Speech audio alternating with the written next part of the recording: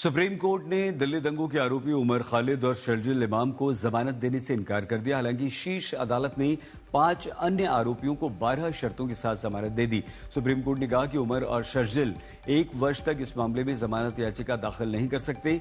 Supreme court ने कहा कि दिल्ली दंगों के मामले में शर्जिल और उमर की भूमिका अलग है और इसी के चलते सुप्रीम कोर्ट ने दोनों को जमानत नहीं दी।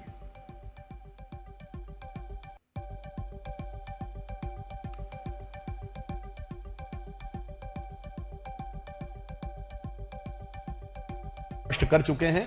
जो न्यायिक प्रक्रिया है वो यथावत समझनी चाहिए, मगर एक बात अच्छी तरह समझनी चाहिए। इन लोगों ने 4 साल पहले बोला था कि चिकन नेक काट के अलग करना है और बांग्लादेश में आज बोला जा रहा है।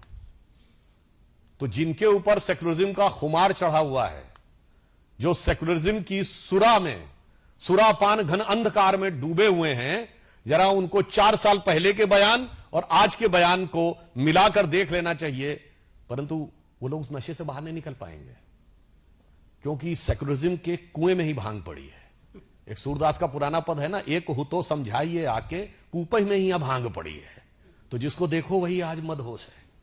कोर्ट के फैसले का हम सम्मान करते हैं, लेकिन तकलीफ की बात है कि उनकी जमानत रिजेक्ट हो गई। जिन लोगों ने बाबरी मस्जिद को डिमोलिश किया, उनकी जमानतें आसानी से हो गई। जिन लोगों ने चर्च पे हमला किया, चर्च के अंदर तोड़ फोड़ की, उनकी भी जमानतें हो गई।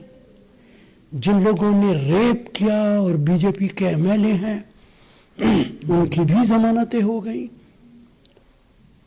इन दोनों की ऐसी कितनी खौफनाक और खतरनाक तकरीर है कि उनकी जमानत को कैंसिल कर दिया गया। दिल्ली में जो दंगे हुए थे वो किस प्रकार से एक कॉन्स्पिरेसी थे, सोची समझी साजिश दिल्ली के लोगों के खिलाफ की गई थी। और आज का जो उच्चतम न्यायालय का निर्णय है वो इस बात को पुनः साबित करता है।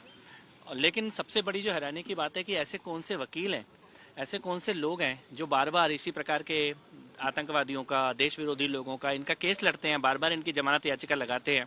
आज उच्चतम न्यायालय ने 1 साल तक अपील करने पर भी रोक लगाई है। ये एक दिल्ली के लिए एक अच्छा निर्णय है और इस प्रकार की साजिश कोई दिल्ली के खिलाफ कभी ना करे, उसका एक संदेश इस निर्णय से जरूर जाएगा।